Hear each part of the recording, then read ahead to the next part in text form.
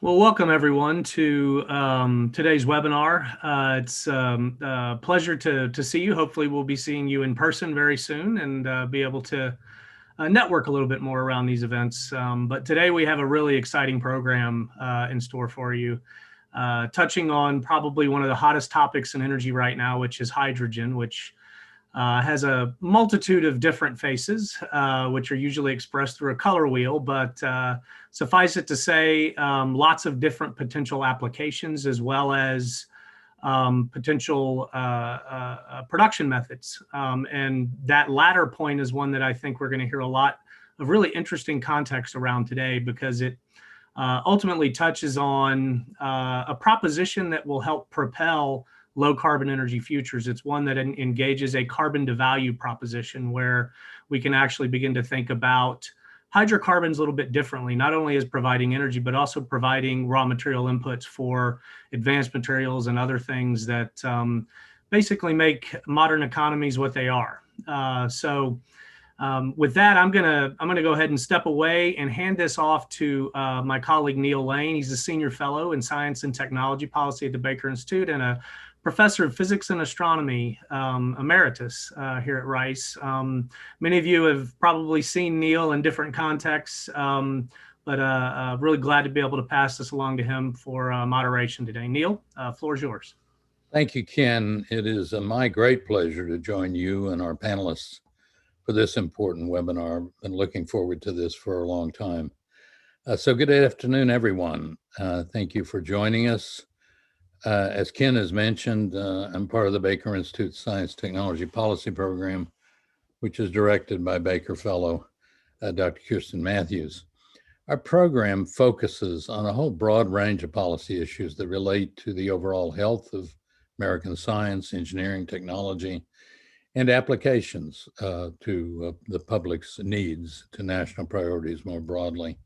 Our activities include providing advice to government through Baker Institute reports, congressional briefings, testimony, as well as less formal interactions that we all make with our policymakers. We also emphasize public engagement through our civic scientist lecture series and school outreach. The Baker Institute is an extraordinary place. It's an assembly of fellows and scholars with expertise that runs across the full policy spectrum. Our programs and centers have many interests in common, of course, where collaboration adds value. And today we're discussing carbon and the need to reduce the concentration of carbon containing molecules in the atmosphere. And as Ken has said, the value side of what we can do with that carbon. As science and technology, particularly advanced carbon materials based on nanotechnology, can pave the way for decarbonization strategies in the energy transition, it only made sense that we should work together today with the Center for Energy Studies and Rice University's Carbon Hub, which you'll hear about, to offer today's presentation. So I'm particularly excited to be a part of today's discussion, in part because I had a small role in developing the National Nanotechnology Initiative as science advisor to President Clinton. Before introducing our speakers, I'd like to remind our audience that you can submit questions for the panelists using the webinar's Q&A window that I know you're all familiar with. So please send us your questions throughout the event. We only request that you please try to keep them short, and we'll try to get to as many as possible during the Q&A session following the panelists' remarks. So let me introduce our speakers. First, Matteo Pasquale. Dr. Pasquale is the A.J. Hartsook Professor of Chemical and Biomolecular Engineering, Chemistry and Materials Science, and Nanotechnology, and serves as the director of the Rice University's Carbon Hub. Matteo is an expert on carbon materials and production and their relationship with energy systems and carbon dioxide emissions. He earned his PhD from the University of Minnesota and an MS from the University of Bologna, both in chemical engineering. So we welcome Matteo for being with us today. Our second speaker will be Dr. Rachel Meidel. She's a fellow in energy and environment at Rice University's Baker Institute for Public Policy.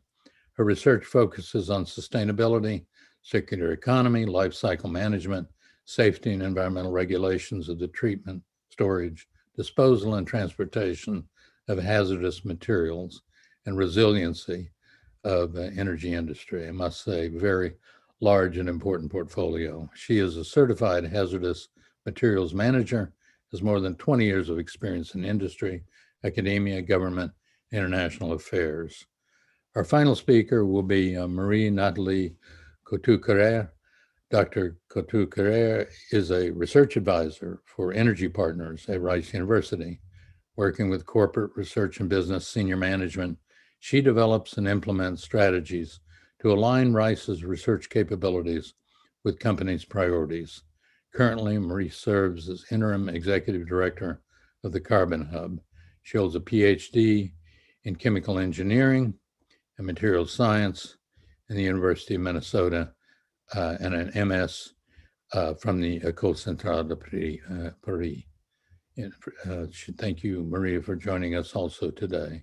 So we'll have presentations from each of our speakers, and then we'll go to your questions. So again, please post your questions in the Q&A window. Thank you very much, speakers, for being with us. So please proceed with your presentations.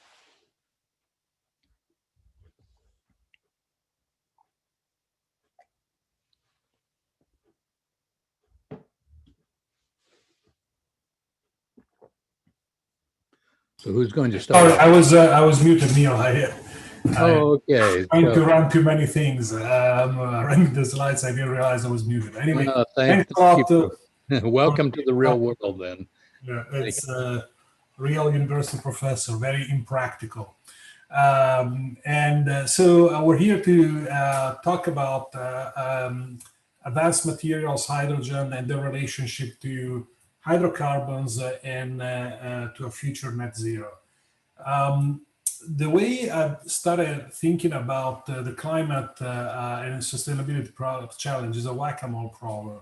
For example, Ken talked about hydrogen at the beginning, and hydrogen is important because we know we cannot rely just on solar and wind as new sources of energy. The problem is we don't have hydrogen mines. And so where do we get it from?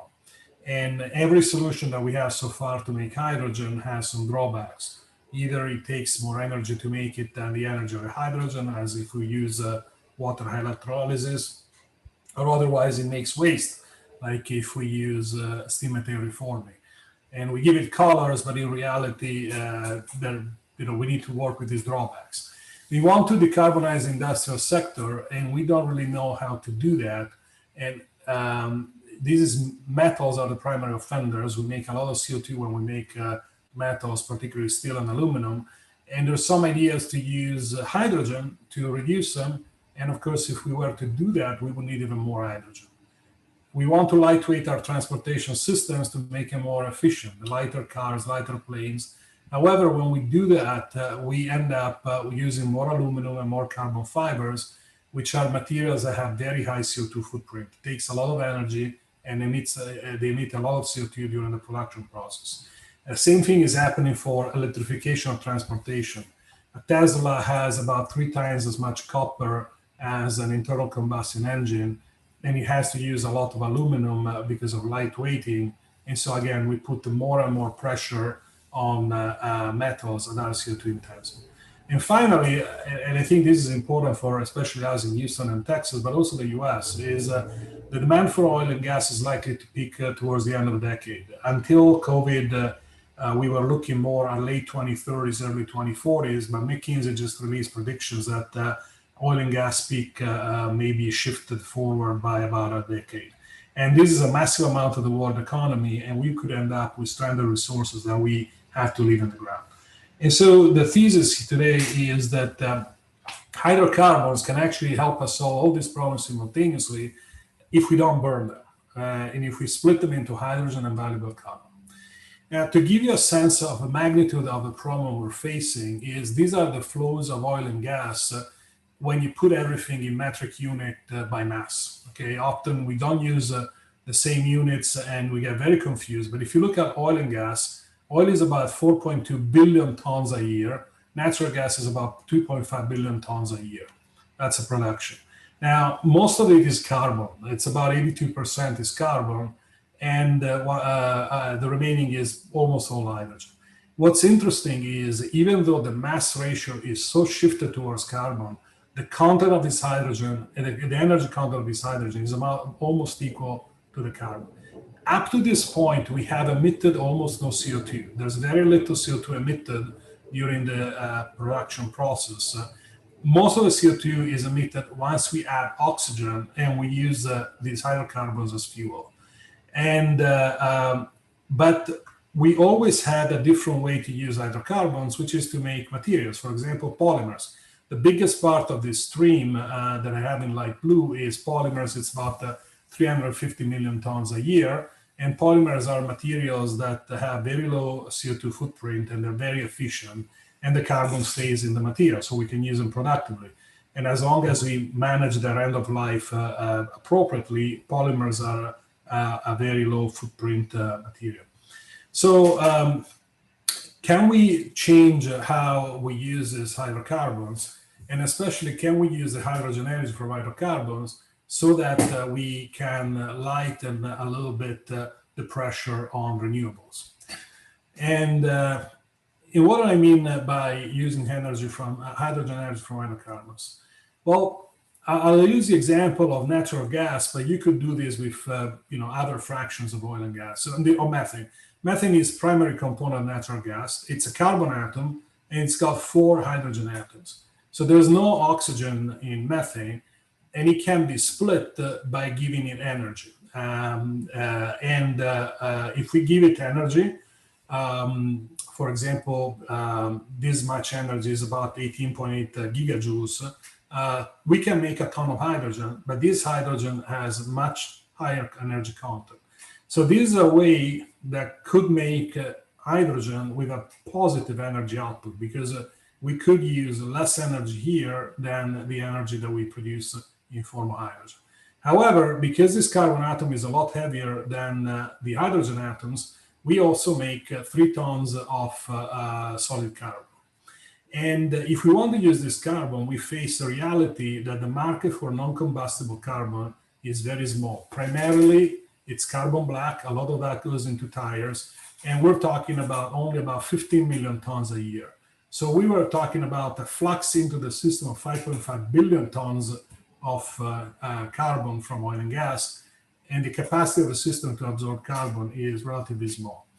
So the one thing to notice is that hydrogen is a commodity. Everybody has hydrogen, no matter what color they give it, it's the same molecule. And so once you put it in a pipeline, anybody can use it. Carbon is specialty. Even carbon black is made in many different grades. And so one will have to pay a lot of attention to the kind of carbon to make.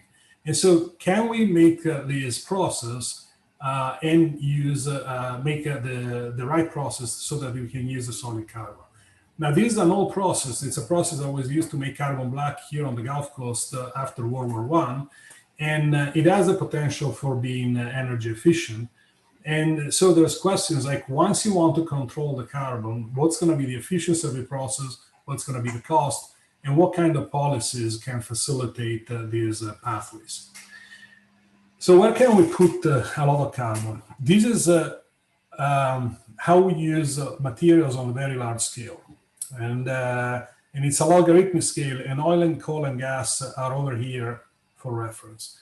So there's only a few systems that can use a lot of materials. The first thing is structural integrity is key for widespread use. If the material is a particulate, we never use that much of it because we end up using it as inclusion. Now, there's a lot of construction ceramics, concrete, asphalt, cement, glass, and brick. The problem here, these are pretty low value. We're talking about a few cents per kilogram, and they're using static structures. There's another area, especially steel, aluminum, copper, and other metals, where values are much higher, and also the fact that these materials are heavy is a detriment because they're used a lot in transportation. Moreover, they are accompanied with massive amount of environmental impact. For example, bauxite, which is the mineral from which we get aluminum, is in great demand right now, and it's causing mines to be open in areas where we really should leave the environment alone. So this is an area of photograph of deforestation in Brazil for bauxite mining.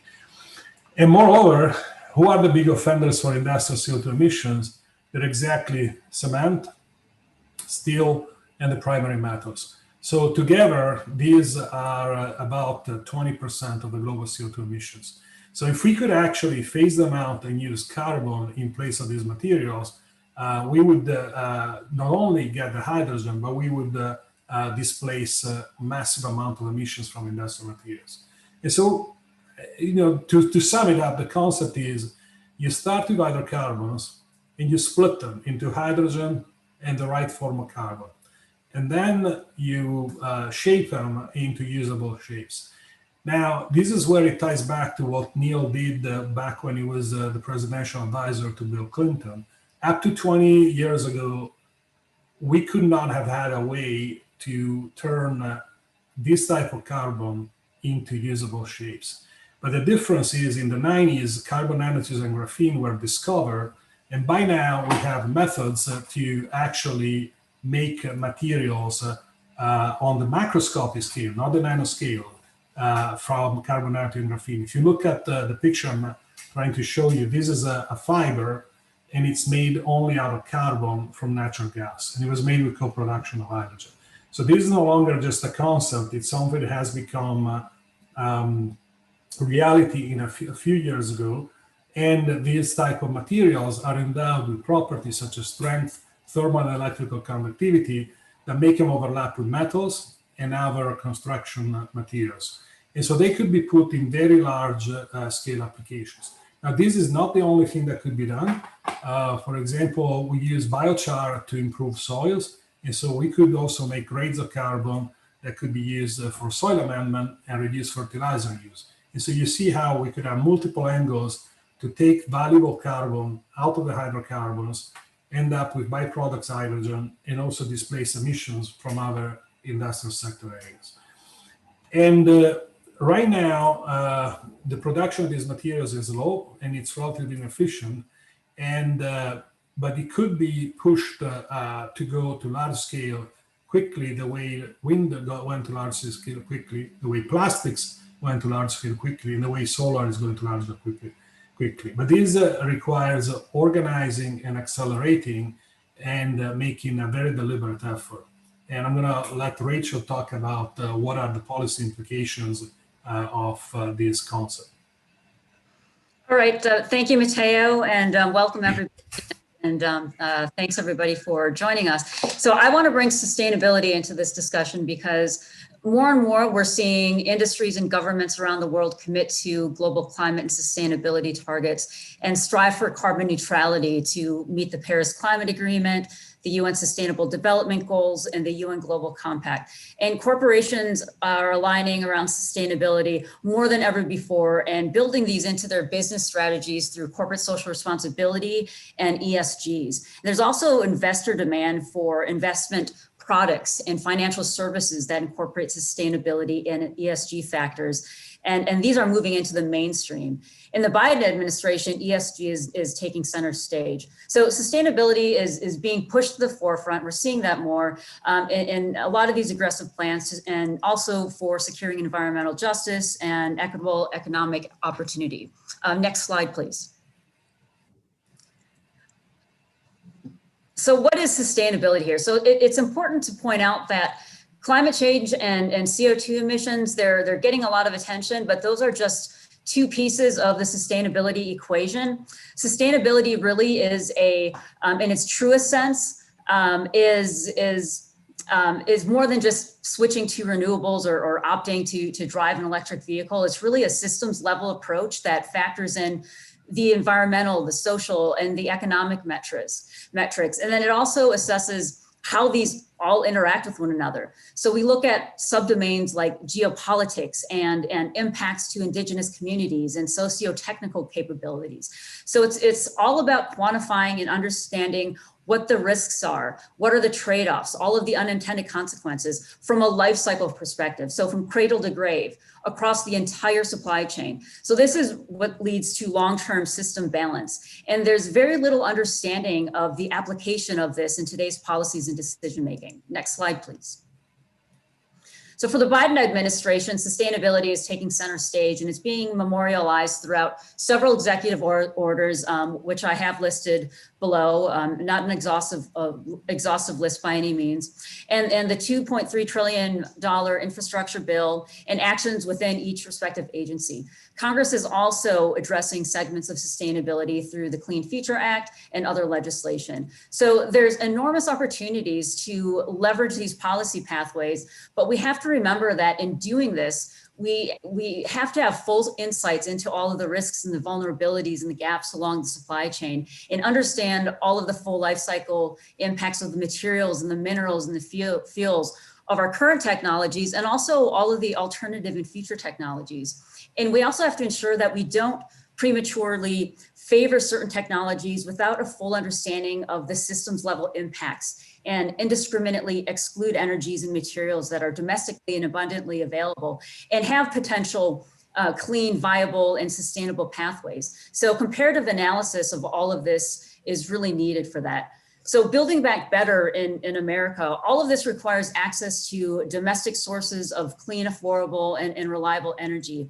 And we have the ability to accelerate the energy transition by tapping into these domestic sources of green hydrogens as a source of zero CO2 materials, as well as clean energy in the form of hydrogen. And we can do it here in Houston, and we can do it well with our comparative advantage in developing and progressing both a hydrogen and advanced materials economy. And Rice University, we're the epicenter for nanotechnology and materials science. And Houston is the intellectual capital for nearly every segment of the energy industry and supply chain. So there's leadership opportunities here that advanced materials and hydrogen present, and developing a carbon strategy and researching the policy barriers and the vehicles needed will also solidify Houston's position as a front runner in the field of turquoise hydrogen, as we call it, and valuable carbon solids. So what we're talking about here and what Matteo presented is really a technology that can be a pillar for a decarbonized future. Zero carbon hydrogen produced from natural gas and the cogeneration of a value-added solid carbon material produced domestically significantly reduces our risks when used as a part of a diverse energy portfolio. Next slide, please. All right, so environmental justice and equity is a key priority, and we've seen this through several of the executive orders and the Clean Future Act, as mentioned in the previous slide. And there's also been quite a focus on critical minerals, understandably so, because there's a lot of geopolitics that's immense and understudied, especially in the context of a circular economy and sustainability. But one thing that we don't talk about much is that the energy transition is also a materials transition, because it's going to require tapping into new sources of materials that's going to present a whole variety of constraints and shift all of these risks and facets of the value chain that we don't quite understand. You know, this is especially true in developing economies that are at greater risk for these impacts, where metrics such as the mining that Matteo mentioned and the processing and the smelting, all of the trade and transportation that happens in between, the wastes that are generated, and all of these social, economic, and environmental costs that are currently unaccounted for. And China dominates the mineral supply chain and production and processing, and that controls mineral pricing. So all of these are key for energy technologies, including wind, solar, electronics, defense applications, and telecommunications. Energy solutions, the alternative ones that we're talking about, and the energy coming from hydrocarbons, it really misrepresents the material requirements and some of the other challenges along the value chain, you know, like the mining. And so when these metrics are actually captured and we look at them, the sustainability profile dramatically shifts. And so that's why, you know, we like to say, you know, hydrocarbons are also critical materials or ores, as we call them, because they are ubiquitous. They integrate all facets of our lives. They are building blocks for products and essential goods that we use every single day of our lives. And technologies that are going to be critical for emissions reduction and energy diversification, they all rely on hydrocarbon-based polymers and materials, like the batteries and wind turbines and solar panels and electric vehicles, where plastics make up 50% of a vehicle's volume. So the message here is that we need to understand the full life cycle impacts of all of the energy sources and technologies, and the environmental and the human rights aspects and the economics can't be overlooked. We have an existing opportunity here to create domestic sources for materials through production of readily available hydrocarbons and innovative technologies like nanotechnology and methane pyrolysis, that can create both hydrogen and a really valuable carbon, all without generating CO2 in the process. So in doing so, hydrogen and carbon materials can generate domestic supply chain redundancies. By tapping into existing infrastructure, we can reduce dependencies on foreign materials and markets. We can replace and supplement energy intensive minerals that are hard to decarbonize, that Matteo pointed out, like cement, steel, and aluminum. And we can also minimize our impact on vulnerable communities where these materials and minerals are currently sourced and processed. So hydrocarbons and advanced carbon materials are really critical components for decarbonization strategy. Next slide. So there's a lot that needs to happen here because we have a lot of knowledge gaps and policies that need to come together to move things along. So for one, we have a lack of standardized definitions. We don't have a lot of unity in analytical methods in reporting and handling protocols. And this is especially so for carbon nanomaterials. And what this has done is it's resulted in conflicting, inconsistent, and unreliable research. So we're unable to reproduce and compare or even build upon pre-existing work to really understand the life cycle impacts. So this results in a lot of contradictory health data, toxicity, and environmental effects. And so we need standardization and guidelines and industry best practices. And testing and measuring and reporting methodologies, all that's going to help bring uniformity and help us understand the safe manufacturing and handling, the use, handling, and transportation, and also the disposal of these materials. A good example of this is the EU recently proposed to ban carbon nanotubes. And so this really underscores the need for funding and for closing those gaps and bringing clarity to the environment, health, and safety issues in order to gain both public acceptance and for political uptake. The other thing is storage. How and where do we store these hundreds of metric tons of carbon materials and products? What do the current regulations say? What does EPA and OSHA say and industry standards say about storage and tanks and buildings, silos and intermediate bulk containers? And what about transportation? Do we use current infrastructure? Do we need to build out or modernize infrastructure? And all of this hinges on classification, which could ostensibly push it into the waste category unless we can find a beneficial use, which could be reasons. The other thing is waste management. Are these carbon materials recycled? How do they fit into the sustainability and circular economy discussion if they can't be recycled or reused? What are their end-of-life pathways? And despite the criticality of the EH&S, the Environment, Health, and Safety Information, which I mentioned, which ultimately drives the classification of the material, only a fraction of the federal budget at the NNI, the Nanotechnology Initiative, is dedicated to this category for nanomaterials, and funding has been steadily decreasing. So this research along environment, health, and safety, it's not keeping pace with product development, and policies are not keeping pace with technology and product improvements. So we need to find a way to align federal R&D policies with future needs that are really informed by data and science, so we can stay innovative and competitive in the global market. And then the last thing I'll say here is that we've been focusing a lot on advanced carbon materials, but the value proposition for methane pyrolysis, this process that Matteo explained, relies on the availability of equally large markets that can absorb the large volumes of carbon from a new supply chain, along with scaling up turquoise hydrogen. So we need to build a hydrogen economy in tandem with the carbon economy.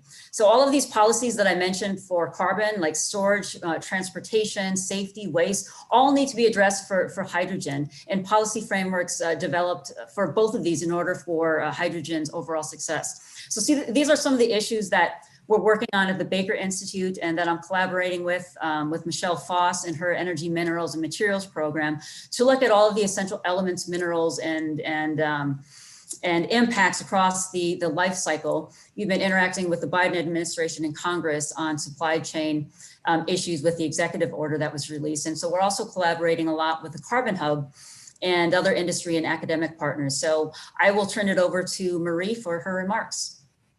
Thank you so much, Rachel. Thank you to all of you for inviting us to this conversation and for giving us the opportunity to talk about the Carbon Hub. So as highlighted by Matteo and Rachel in their remarks, we now have the ability to build a sustainable net zero future by advancing hydrogen and advanced carbon materials based on green hydrocarbons. And Houston has all the ingredients to lead the way, because Houston has a real competitive advantage, because this approach relies on the existing technology platforms in Houston, on the existing skilled workforce, on the existing infrastructure, and on the presence of resources, because in Texas, you find 23% of all the natural gas from the United States. At the same time, like Rachel highlighted, Houston is the epicenter for nanotechnology and material science. Rice University has established the most impactful team of academic scientists that work in the areas of carbon nanotubes and other advanced materials, together with leading research facilities. And we're also very fortunate that the Center for Energy Studies at the Baker Institute for Public Policy is the top energy and resource think tank in the world. So all of this means that we really have all these right ingredients to tackle this massive economic transformation and move away from using hydrocarbons as fuels and use them as feedstock for key materials. And so this is very important, because what we're talking about here, it means that we have a technology that can be a pillar for a future net zero future way beyond the energy transition. And so this relies on the cogeneration of clean hydrogen and advanced carbon materials that slash CO2 industrial emissions, opening the doors to massive economic opportunities while maintaining the value of the existing infrastructure for upstream, midstream, and downstream. Could you move to the next slide, please, Matteo? But in order for all of this, for this bold transformation to happen, cross-sector collaborations are needed to take the costs down, the efficiencies up, establish the new supply chain, inform the policy and regulation dialogue.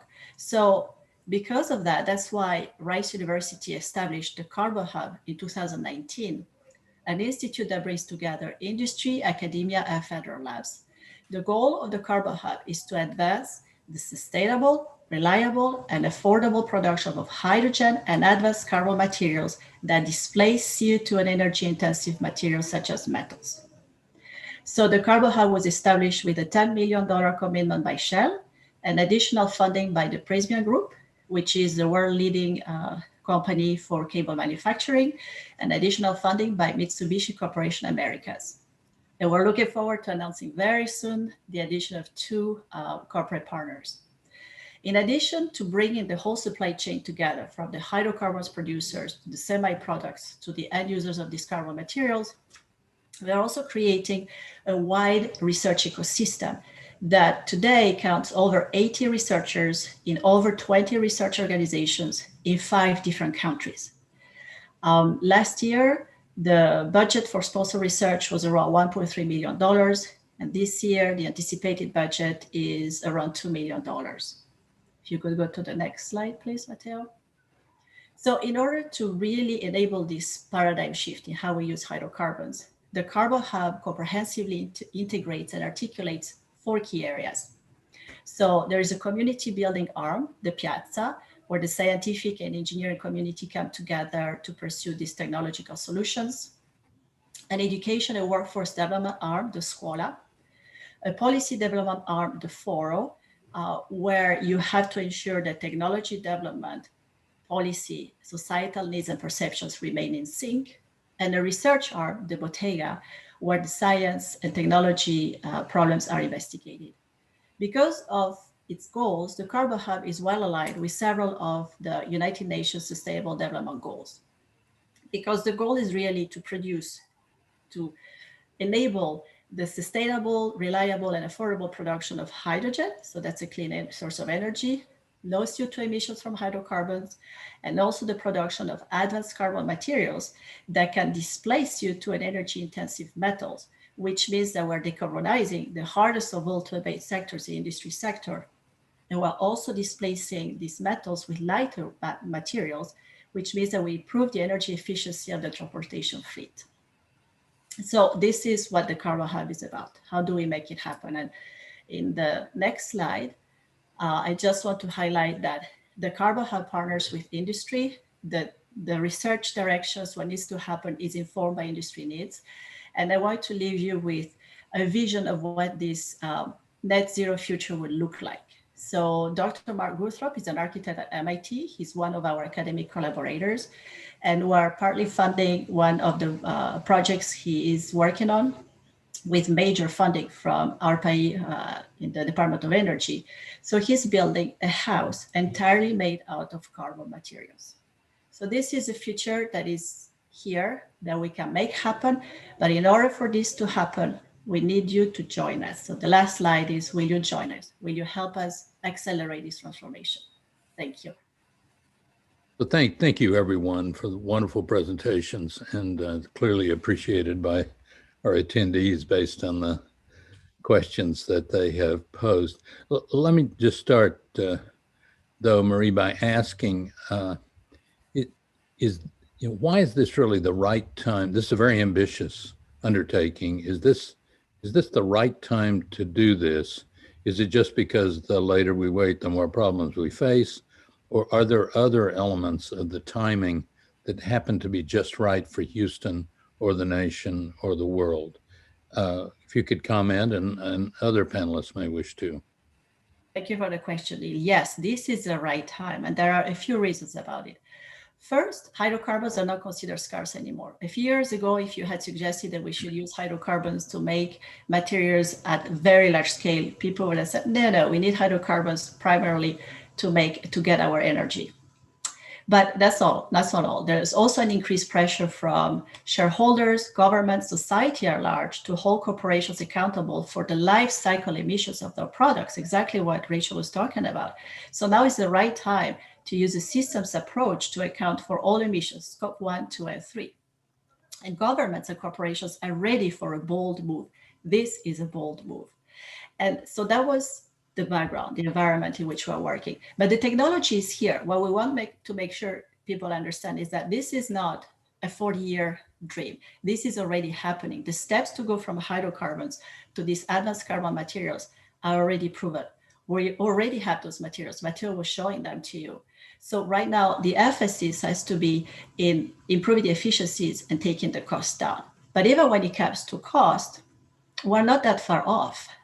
Currently, the materials that Matteo was showing you cost around $100 to $200 per kilogram. So it's still too much for the widespread use, but you can still use them in some applications right now. But what it means is that we're a factor of 10 away from where we need to be, not a factor of 1,000. So think about where we were with solar cells. We're here, we are where solar cells were 15 years ago, not 40 years ago. But we need to get organized to make this happen. So far, the cost reduction of carbon nanotubes, for instance, has happened very organically. It has outpaced the cost reduction of solar energy. But we need to accelerate this change. And so that's why we established the Carbon Hub to really quickly triage the technology solutions, deploy the supply chain around these carbon materials, and also inform the policy and regulation dialogue to enable this transformation. Thank you so much. So a question from Matteo, or several questions, but I'll read them and then just to pick out what you'd like to chat about. So first of all, one reader wants just to hear a understandable explanation of what's special about nanotechnology. What is nanotechnology? What is special about nanomaterials that we seem to be talking so much about. A second one has to do with the carbon footprint of CH bond breaking, how much energy to take the hydrogens off of the carbon in CH4. Third one, what about the catalysts? What are the most effective catalysts, and what keeps carbon from fouling up the catalysts? So pick any one of those, and then I'll chime back in. All right, so I'll start with the easy one. I actually did flash a slide on this, let's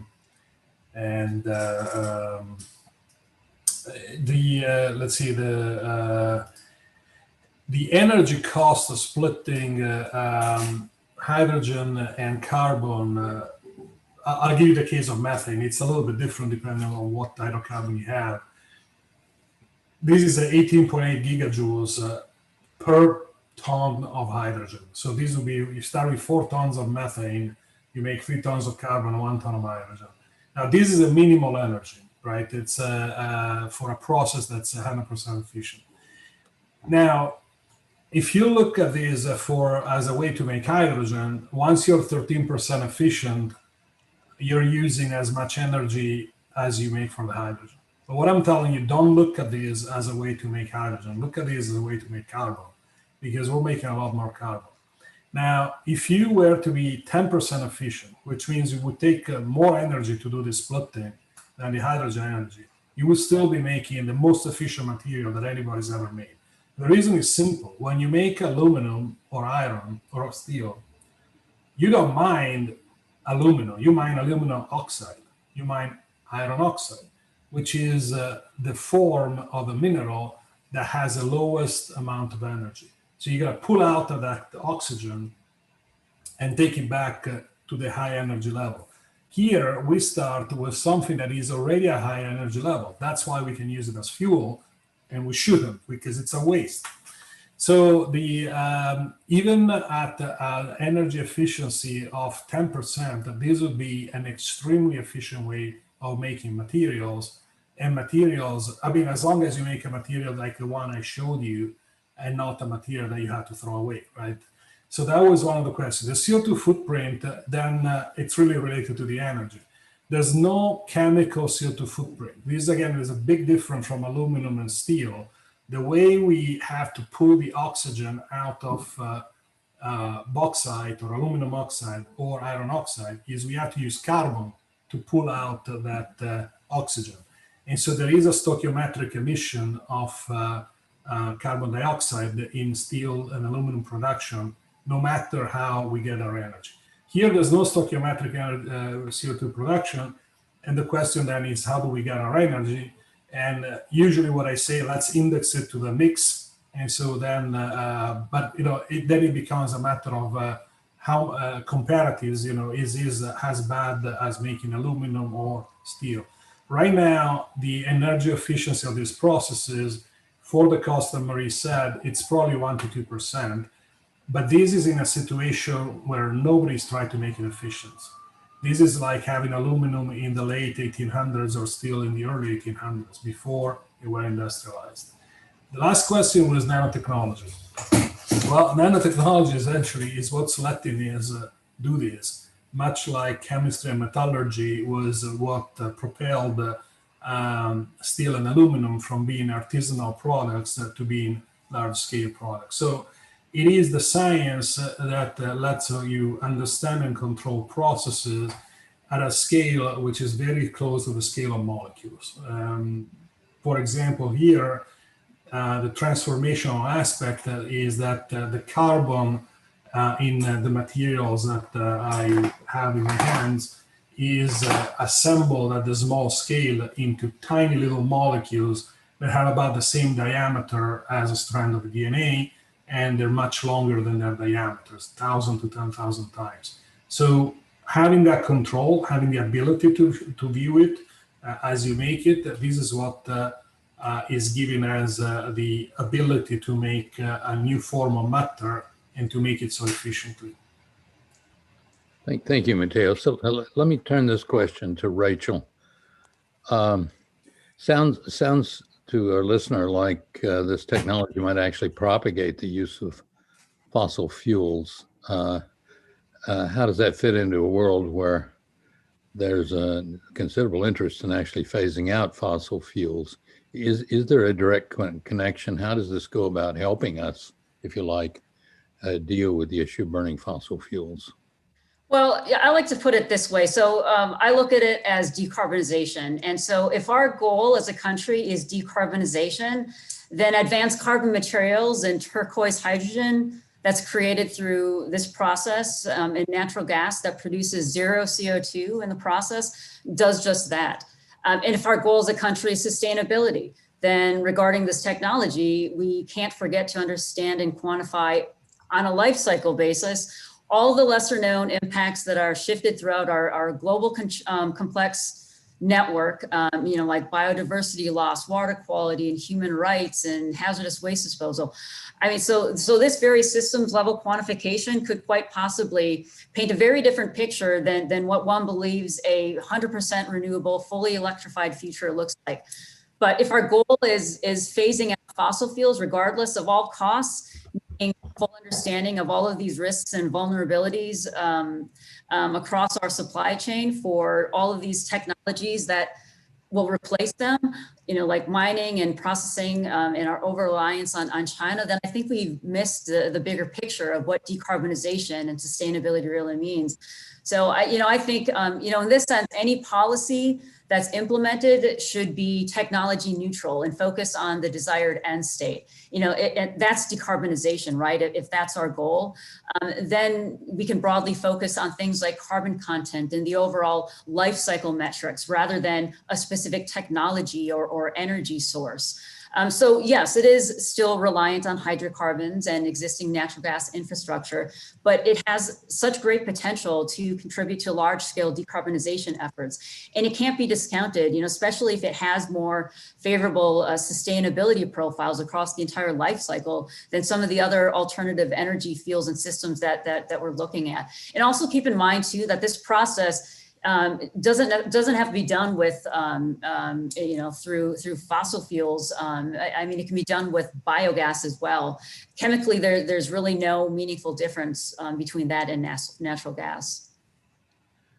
Thank you. So, Marie, different kind of question. What does it mean to partner with the Carbon Hub? I mean, who are you looking for, and how does it benefit those who want to get involved?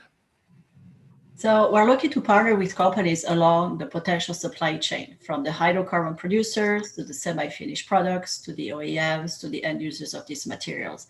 And it's very important to bring the whole supply chain together, because we really need to make sure that there is alignment between the technology push and the market pull. So that's why we really want to work hand in hand with companies along the supply chain. So that's one type of partner we're looking for. But we're also looking to work with local, state, and federal representatives who want Houston to create these long-term energy solutions that go beyond the energy transition and make sure that we provide solutions that, like Rachel highlighted, are domestically grown. They are here, we can control them. We're also interested in expanding the research ecosystem. So we're always interested in adding academic collaborators if the research expertise is aligned with the goals of the Carbon Hub. And finally, the last type of partner is we always want to work with community members to make sure that they are aware of what's happening and that we can answer their questions about what this future would look like. Rachel, you on your slide and your comments, you raised the issue of the need for more research, for more understanding of many things, environmental health, for example, and some of our questions have to do with recycling of carbon materials and waste. I mean, what to do with that? Mm-hmm. And I would just add to that the question of, is anything dangerous here? I mean, if we don't know enough, if we don't have the standards and we don't know enough about nanomaterials, how they degrade in the environment, where they go, those kind of cycle issues,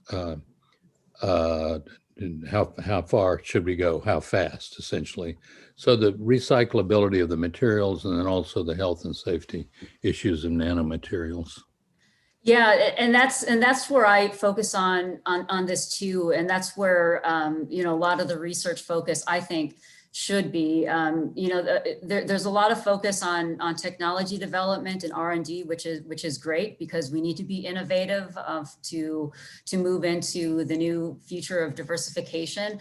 But we really have to understand on a life cycle basis what that means, especially at the end of life, because, you know, our technologies downstream towards the end of life are not keeping pace, you know, with what's happening upstream, and our policies are, you know, aren't necessarily aligned with that as well. And so when we look at waste management from all of these new energy technologies, it's enormous and it's unquantified, and we don't know how it's going to be managed, if it's recyclable, you know, in the case for, you know, wind turbine blades and solar panels and lithium-ion batteries for electric vehicles and storage systems. And so in this case too, it's really important to get ahead of that and to understand where we need to place our research dollars so we can begin answering those questions. There's a whole lot of unknowns.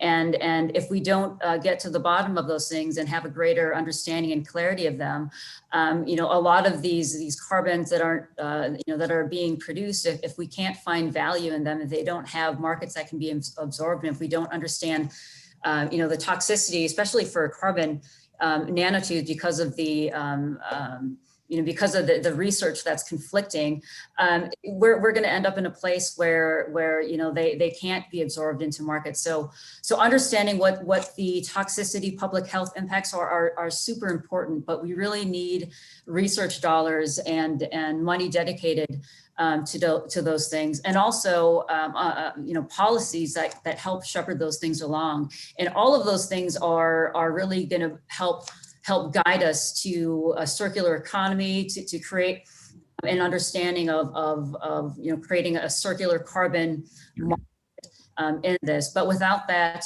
you know, we may run into the same issues that we are with a lot of these other innovative technologies, where we just have massive quantities of waste that we can't really contend with. And that's not circular, and that's not sustainable. Yeah, and let me jump in. Please. As Rachel said, there's many grades that you can make via these routes, and some of them were made 100 years ago as carbon blacks here on the coast of Texas and Louisiana. Now, when you make the carbon nanotubes that I was showing you in these materials, you don't really have these problems. So first of all, they're fully recyclable. You put them, they're made by solution processing, and so they're fully recyclable. There was actually an interesting question on whether these processes from rice. It's not actually. This process was discovered independently into multiple places. The first instance I was able to find was in 1996 at University of Toulouse in France. And then the second one was at Stanford in 1998. They made slightly different carbon nanotubes. And it was really not the front runner process for making carbon nanotubes until the late 2010s. So at Rice, we were using a different process that was developed by Rick Smalley that was based on carbon monoxide. And the problem with that process is that it never made the nanotubes that were good enough to make high quality materials. And also, although at that time we didn't really worry about that, it makes CO2 stoichiometrically, because the Smalley process was making a molecule of CO2 for each atom of carbon that was added to the material. So this is not actually a Rice invented process. It's really a process that was discovered almost simultaneously in multiple parts of the world.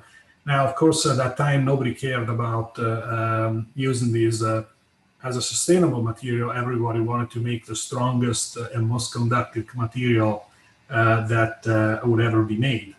And of course, it is not the most conductive and the strongest material that will ever be made, but it's good enough to displace aluminum, steel, and copper. One thing, Matteo, you mentioned that first step is happened outside Rice, but there are key elements that have been happening within Rice. So you want to expand on that? Yeah, the one reason why so what we did is we put it together, right? It's the understanding, as Marie said, that we're in a situation where we're no longer constrained by the availability of hydrocarbons, and that we do need materials that are more sustainable and circular, and also the need of hydrogen. That's something that we put together at RISE. That was not a technological invention, was more putting together pieces. One reason why I could lead the team that put it together is because my lab invented the process that take the nanotube material that come out of reactors, which is not structured. So what comes out of the reactors is a material that looks like a pulp, if you want. And actually, Huntsman is one of the companies that makes this type of material. And you take it and you convert it into something that you can use that is no more a nanomaterial. It is composed of nanoscale molecules and particles, but it now is a macroscale material. And so that process is from RISE. And because I was not making this material, I was not doing this step, I was working on this step. I was working with many, many laboratories that were all making this first step. And I could see how they were changing, how these laboratories were changing, how these companies were changing. And probably I could step back a little bit and see this. Now, somebody asked, how can you make a nanomaterial on a large scale? Well, if you use plastics, that's a nanomaterial on a large scale. And if you got vaccinated, you saw how fast we can go from the concept of needing a vaccine to getting a vaccine on the arm of tens of millions of people by using nanotechnology. I mean, mRNA technology is one of the aspects of nanotechnology. The mRNA piece is a biological nanoscale molecule, but the fact that we understand it as a biological nanoscale molecule doesn't mean we cannot make tens of millions of vaccine doses a week, which is what we're doing. And can I just add one more point to the comment about the recycling? And this is something that we have to consider too, because even though the carbon material, whichever morphology that comes out of this process, even though that in and of itself may be recyclable, if we start integrating them and supplementing them with different materials like polymers or steel, aluminum, cement, and things like that, does that affect the recyclability? And do we have the infrastructure and the technology to bring those in and recycle them? And does it change the, does it change the integrity, of that? Does it break it down? Because when we look at polymers, even though they may be fully recyclable, like PET, they can only be recycled a limited amount of times before they completely degrade, and then they go to landfill or incinerated. So anyway, so these are all things that we have to consider when we look at this, to make sure that we have a fully developed market and supply chain to receive some of these things once once they start entering the market. So one of our questioners, we really have very good questions, and we have so many. I apologize that we're not going to be able to get to them. We just have 2 minutes here left. But one of the really important questions really has to do with investments and return on investment. I mean, maybe what we're talking about here is largely R&D, which of course always needs to be done when good ideas flow and there's an opportunity to benefit society. Or maybe we're close. I mean, how can a company make money now or soon? What does that landscape look like? I'm sorry, it's a big question, but it's a return on investment question for someone who's thinking about, is this a way to help the world and at the same time have a reasonable business model? So my view is that the best way to incentivize is for the government to defray some of the cost of the plants. At this stage, most of the cost of making these materials is still capital expenditures. And if the government incentivized by helping with grants and loans reduce the cost of capital investment, that's going to go a long way. And it also will allow the government to subsidize the solutions that have the highest potential for the future. So materials that actually have proven properties. if one starts subsidizing these as a way to sequester carbon, the major risk is to subsidize materials that don't work, and that people will take them only because they're being subsidized.